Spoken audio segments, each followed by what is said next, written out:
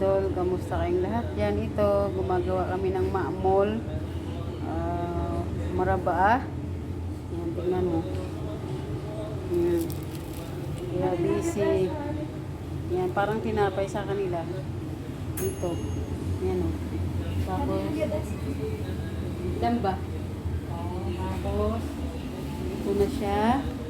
Yan, sa loob. Luto na yung iba. Yun o. Yan, pinakatinapay nila. Kita nyo yan, mga idol. Yan. Ito na siya. Yan ang umpisa niyan, paggawa. Kasi papatong na siya dyan. Diba? Yan. Tapos yun na yung kanina, yung taong ito. Yung pinakita ko sa inyo sa loob ng oven. Yan ang umpisa niyan, paggawa.